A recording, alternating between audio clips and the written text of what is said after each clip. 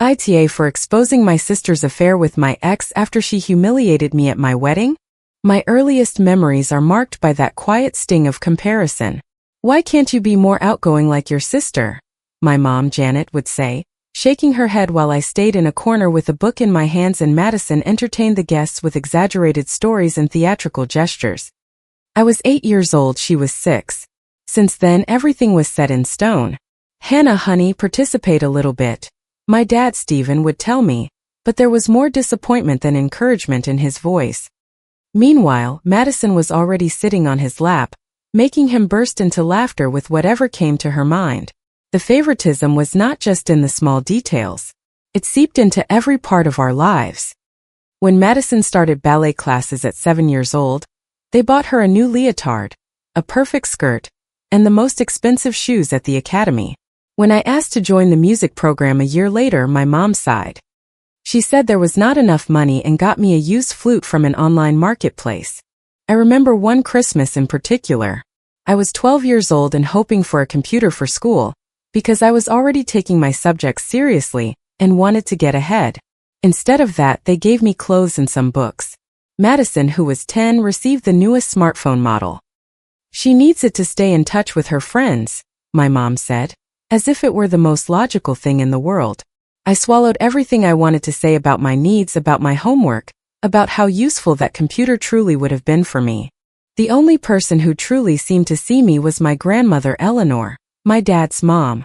During those endless summers, when my parents would take Madison on trips and leave me out, my grandmother would welcome me into her home in the suburbs with open arms.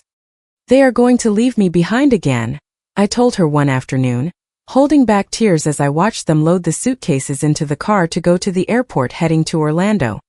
My grandmother hugged me tightly and said quietly, "It is their loss, sweetheart. You and I are going to have our own plan." And she followed through during those summers that could have felt like abandonment. She turned them into something of my own.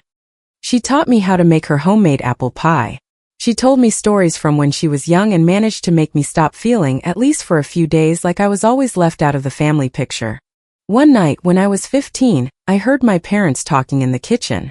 I had gone down for a glass of water after spending hours studying. "We have to start thinking about college," my dad was saying. "We are only going to be able to fully support one of them," my mom replied with a calmness that still hurts me to remember. "Madison has a great future. They adore her in the theater workshop. You can really see something special in that girl." "And Hannah?" my dad asked. But even that question sounded weak. "Hannah is smart. She will figure it out. She will surely get a scholarship." I stood frozen with the glass in my hand, feeling something settle inside me in a cold and definitive way.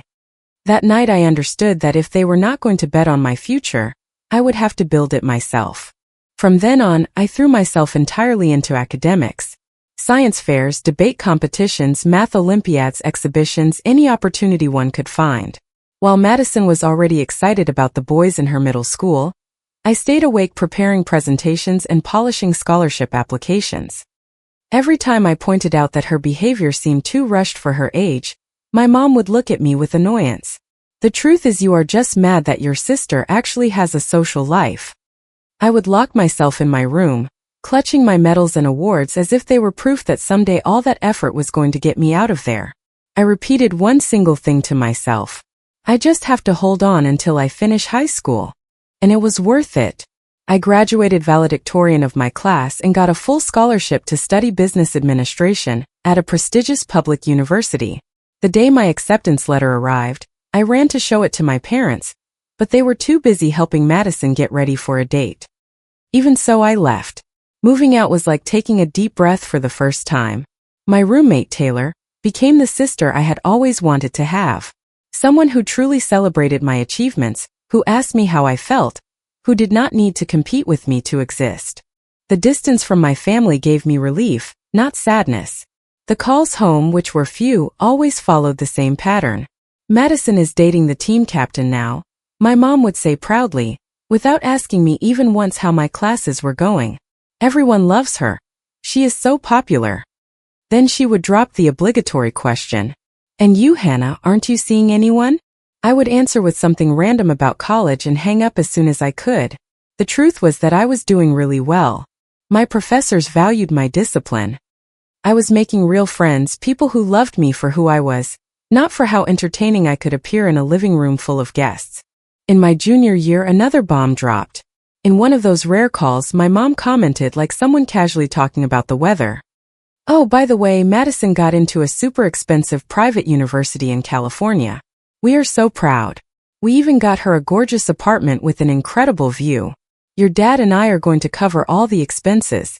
Of course, we want her to focus on studying and not worry about money." I sat in my room with the phone glued to my ear, swallowing my anger. The same parents who could not help me with a single dime to study were now happily paying for the most expensive college, the apartment, and everything else. But that rage did not break me. I turned it into my fuel. I graduated with honors and got a job at Sterling Consulting, one of the top consulting firms in downtown Chicago.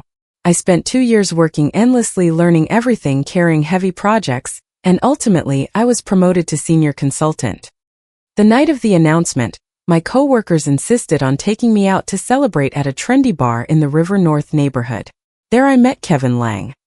He was charming, successful, and above all, he seemed genuinely interested in listening to me, talking about my job, my goals, and what I wanted.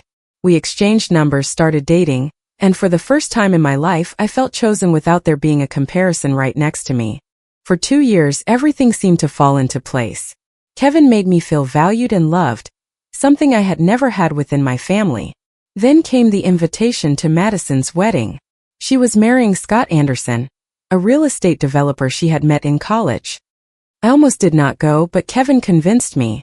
"It will look worse if you do not show up," he told me. And he was right. The wedding was exactly what you would imagine from a family obsessed with appearances. Excessive, flashy, calculated down to the last detail. Madison floated around the room in her designer dress, making sure everyone knew she was becoming Mrs. Anderson before her older sister even got engaged. At one point, during that forced private interaction we had at the reception, she leaned toward me with a poisonous little smile. "I always knew I was going to get married first. You have always been too busy with your work and your things. But do not worry, Hannah. Maybe your turn will come someday too." I smiled purely out of politeness. I raised my glass and reminded myself that I no longer needed her approval. A year after Madison's wedding, Kevin and I were living together in a small but nice apartment near downtown. One night after cooking together, he got down on one knee in the kitchen and pulled out a ring. I felt like my heart was going to burst out of my chest. I said yes before thinking twice and threw my arms around him. The ring was not flashy. It had nothing to do with the massive rock Madison showed off, but it was perfect for me. Simple, elegant, without exaggerations. When I called my parents to tell them, their reaction was the same as always. "Oh, how nice, honey," my mom said with unbearable lukewarmness. "Well, bring him over this weekend. We should get to know him properly." The dinner was exactly as awkward as I expected. Madison showed up uninvited, wearing a designer outfit that probably cost more than a month's rent for our apartment. She looked me up and down and smiled with that superiority she had been practicing her whole life. "Look at that, in the end you did find someone willing to marry you. I was starting to worry you were going to end up alone with your spreadsheets and your presentations." Under the table, Kevin squeezed my hand to help me not react. The worst part was that, to my surprise, my parents actually seemed to take a liking to Kevin. Halfway through dinner, my mom dropped an unexpected proposal. "We should throw your engagement party here. At the house, we will take care of it. It is the least we can do, considering we could not support you through college." The casual way she acknowledged years of favoritism made me boil inside. But Kevin looked so excited about the idea that I accepted. 2 months later, we went back to my parents' house for the party. Honestly, they had done a good job. The house looked beautiful, the food smelled great. Several relatives had arrived from different parts of the city. And for a moment I thought that maybe, just maybe, things were changing. Madison arrived alone. She said Scott was traveling for work. Throughout the night, she dedicated herself to throwing out comments disguised as jokes about my dress, which, according to her, looked pretty good for something so simple. And about the wedding planner we were thinking of hiring. "If you want, I can give you the contact of someone better later," she kept repeating, as if she were doing me a favor.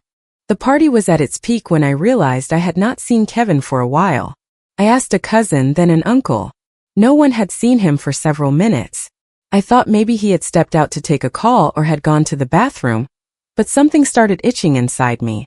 I went up to the second floor. As I got closer to my old bedroom, I heard noises that froze me. My hand shook as I touched the doorknob. I opened the door and found Kevin and Madison in my childhood bedroom, in a compromising situation that left no doubt about what had happened. "Hannah, wait, I can explain," Kevin said, sitting up as best as he could, his face red, frantically looking for his clothes. Madison did not even make an attempt to cover herself properly.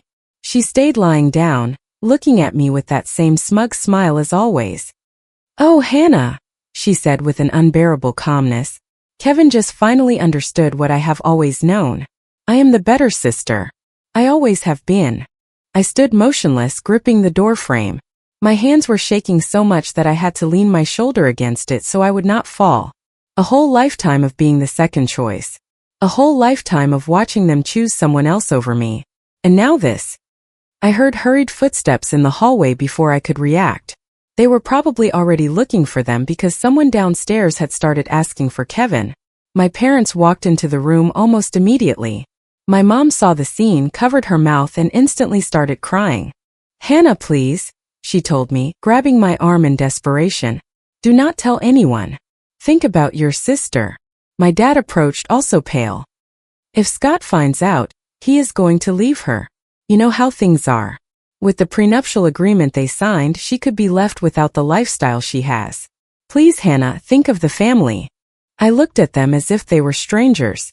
Even there, even after catching my fiancé with my married sister in my own bedroom, even then, their only concern was still Madison.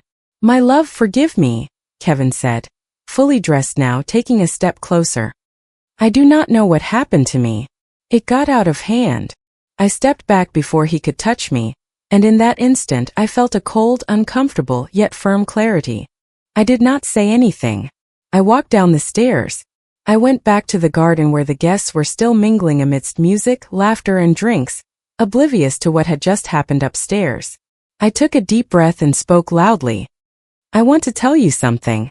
The wedding is not going to happen. I sincerely apologize, especially to those who came from far away. I appreciate you being here. Please stay to eat and have a drink. I have to go." There was a heavy silence, then murmurs, glances, confusion. I did not stop. I grabbed my purse, my keys, and walked out without looking back. I managed to hear Kevin calling out to me and my mom, with her makeup running down her face, begging me to come back. I did not. When I got to the apartment, I went into autopilot mode.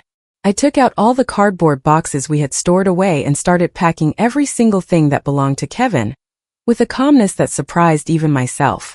His clothes, his books, his office supplies, his golf clubs, everything.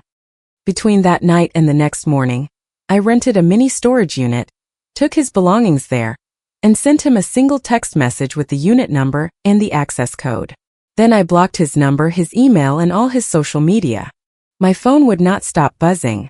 Messages from my parents, telling me to think about the family, not to be selfish, not to destroy Madison's marriage. I blocked them too. And then I blocked her. Sitting alone in the middle of an apartment that suddenly felt half empty, I understood something that went beyond Kevin's betrayal. It was not just him. It was a whole lifetime of watching my parents choose over and over again.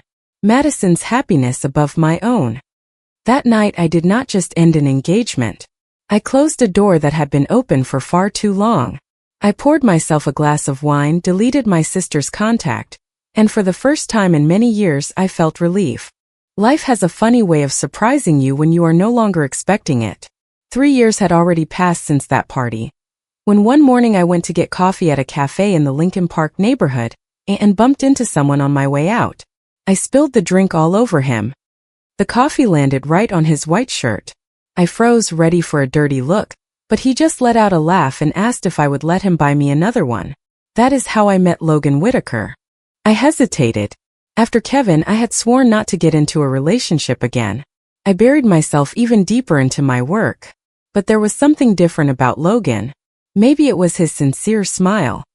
Maybe it was that he did not seem to be acting to impress me. I promise I am not a creep, he told me upon noticing my distress. I am just a clumsy architect who wants to replace your coffee, and if possible, ask for your number. Just coffee, I replied firmly. But that coffee turned into a dinner, then another one, then into a relationship that kept growing without pushing, without pressure, without games. Logan never demanded my trust. He earned it little by little. When I finally told him about Kevin and Madison, he listened without interrupting me and let everything move forward at my own pace. There were no dramatic scenes or exaggerated promises, only respect, care, and patience. After almost 2 years together, he proposed on a quiet night at home, with Chinese takeout and a simple, beautiful ring. I said yes without a doubt. When his parents, Paul and Diane, insisted on throwing us a big wedding, my first impulse was to say no, but their excitement was so genuine, so pure, that I ended up giving in. Diane took me to look at dresses and insisted on paying for one herself, not as a gesture of control, but like someone who truly wants to welcome you. The first person I invited was my grandmother Eleanor. She had been my refuge through it all. Then I called my aunts and uncles, my cousins, and the little family that had always treated me with real affection. But the question about my parents was still there, circling in my head. After weeks of thinking it over, I picked up the phone. "Mom, it is Hannah." There was a brief silence and then a surprised voice, a little too cheerful for my liking. "Hannah, how nice to hear from you. We heard from your Aunt Rebecca that you are getting married. We were waiting. I am calling to invite you and Dad." I interrupted her before losing my nerve. "Of course we will be there, honey. How exciting. Hey, and Madison and Scott will be going too, right? After all, she is your sister, isn't she?" I spoke, tightening my grip around the phone. "She is not going. She lost that right when she got involved with my fiancé at my engagement party while she was married, no less. You know exactly what I am talking about." I was expecting the usual excuses, the automatic defense, the same old script from my whole life. But on the other end of the line, there was only silence. "The wedding is next month," I said. "I will email you the details." My wedding day started off perfectly. The venue was gorgeous. Logan's family had taken care of every detail with an affection that still moves me. I felt happy, calm, secure. But that peace shattered the moment I walked into the reception hall before everything fully kicked off. There was Madison standing next to my parents. She was wearing a tight dress that highlighted a pregnancy of about 7 months, impossible to hide, and she had that same arrogant smile as always. She even dared to wink at me. Scott was right beside her. I walked straight toward my parents, trembling with rage. "What is she doing here?" I asked in a low but harsh voice. "I clearly told you she was not invited." "Come on, Hannah," my mom said in that condescending tone I knew all too well. "Do not exaggerate. She is your sister. Of course she has to be at your wedding. That issue was years ago. It is time to leave it in the past." I felt like my head was spinning, but then Logan's hand found mine. He squeezed it gently, just enough to anchor me. It was our day, not hers, not my parents, not their lies. I took a deep breath and walked away from them. The ceremony went well. I married the kindest man I had ever met, and for a while at the reception I managed to enjoy myself. I tried to ignore Madison for hours. I focused on Logan, on our table, on the people who were actually there out of love until the toast started. Since Janet was the mother of the bride, no one denied her the microphone. She stood up with a glass in her hand and a smile that barely held up on her face. "It gives me such joy to see Hannah begin this new chapter," she said. "Every daughter has her own path, and today it is our turn to celebrate hers." Up until then it sounded acceptable, but right after she started talking entirely too much about Madison, about her marriage, about the baby on the way, about how much the family had been through in recent years. She barely mentioned Logan and said almost nothing about me. I squeezed my glass so hard I thought I was going to break it. Diane, Logan's mom, discreetly touched my knee under the table, but the worst came after. Before anyone could arrange the next toast, Madison seized the microphone as if the moment belonged to her. She stood up, smoothing her dress over her belly, as if she were truly the main character at my wedding. "As a sister, I want to say a few words," she began, completely ignoring the fact that I had barely attended her wedding, much less held a special place in it. Hannah has always looked up to me, and I have always wanted to take care of her. In fact, a few years ago, I even saved her from making a huge mistake. She took a theatrical pause and shot me a venomous look. Actually, everything I have done has been for her own good. The sheer audacity of that woman burned me from the inside. There she was at a wedding she had not been invited to, using her betrayal as if it had been an act of generosity. I could not take it anymore. I stood up, my hands shaking but my voice steady. Since we are telling stories, let me tell you one. The room went dead silent. Yes, I love Logan with all my heart. He is the best thing that has ever happened to me. He taught me what real love and real support look like. But before I met him, I was engaged to someone else. We had an engagement party at my parents' house, exactly as Madison just mentioned. What she forgot to tell you was what happened upstairs. Madison's smile started to crumble. That day, my dear sister, who was already married, had gotten involved with my fiancé while her husband was out of town for work. I caught them together in my old bedroom, in my bed, in the very same room where I spent years studying to get ahead on my own. While our parents happily paid for Madison's apartment and expensive college without batting an eye. There were gasps, the clinking of silverware, chairs scraping against the floor. Scott stood up slowly. His face was shattered, and his knuckles were white from gripping the table so tightly. Is that true? He asked, staring right at her. For the first time in my life, I saw Madison truly lose control. Her makeup was already smearing before she could even answer properly. Yes, but Scott, it was not like that. I can explain it to you. Scott did not say another word. He turned around and walked out of the room.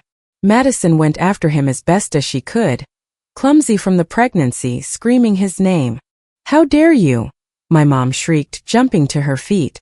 Her face was distorted, and her hair was already messy. You ruined everything. Why could you not leave this alone? Why did you have to cause a scene at your own wedding? No, Mom. I replied with a calmness that surprised even me. You ruined everything when you brought her here after I clearly told you she was not invited. You ruined everything every time you chose her over me. You ruined everything when you defended her after what she did to me. This is not a scene. These are the consequences of your decisions. My parents stormed out of the room after Madison and Scott, still muttering angry things. For a moment, everything fell totally silent. Then Logan stood up, took my hand and smiled with that serenity that saved me so many times. Well, he said, looking at the guests. We were celebrating a wedding. Does anyone want to dance? The first one to clap was my Aunt Rebecca, then my grandmother Eleanor, then Diane, Paul, Logan's family, and little by little the whole room. Diane hugged me tightly and whispered in my ear, I am proud of you. You did the right thing. What happened next played out like a soap opera belonging to someone else, one that I watched from afar while enjoying my honeymoon in Hawaii with Logan. Thanks to family gossip, mostly through my Aunt Rebecca and my grandmother Eleanor, I kept finding out about everything. Scott filed for divorce the following week. Madison did everything she could to stop it. She cried, she promised, she manipulated, she threatened, but it did not work. When the baby was born 2 months later, Scott legally demanded a paternity test. The result left no room for doubt. The child was not his. And with the kind of prenuptial agreement they had, Madison was left without the life she had bragged about so much, without the house, without the car, without that world of privileges she always believed was guaranteed. My parents ended up selling their vacation condo in Florida to help her with legal fees. Madison moved back in with them along with her newborn son. The irony was brutal. The golden child, the one who had always had everything handed to her on a silver platter, locked herself back in her old bedroom, now relying on the retirement savings of the very parents who had spent years justifying everything she did. Of course, they tried to blame me. The messages started arriving about a month after the wedding. You ruined your sister's life, my mom yelled in a voicemail. If you had just kept quiet, none of this would have happened. My dad sent me another equally harsh text, saying they had not raised me to be like this. I blocked them again. They looked for other ways. Emails, messages passed through relatives, letters sent to my office, always with the same message.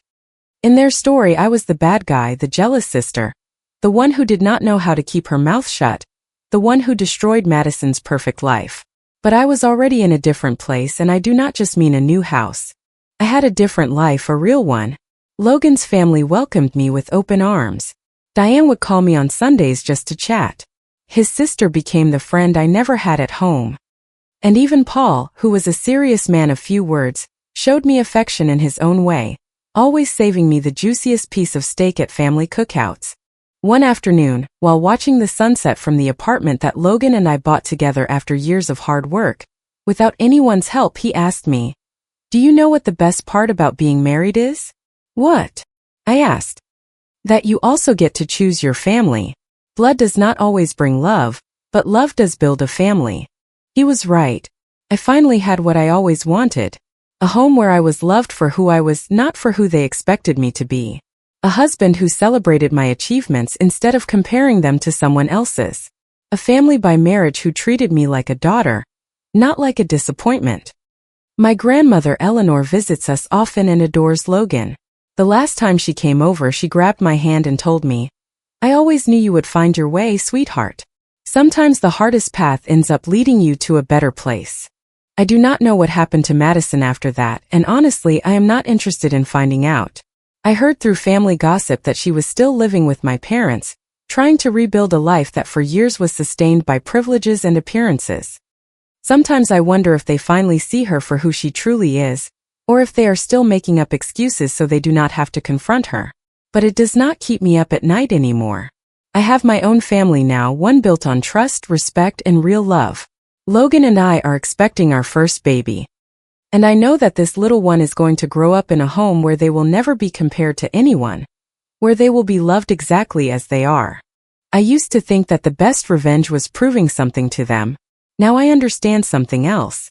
The best response is to live in peace without continuing to carry the weight they tried to dump on me. And that is exactly what I am doing. Comment. I really hope this story stayed with you. I believe every one of us deserves to be treated with genuine respect.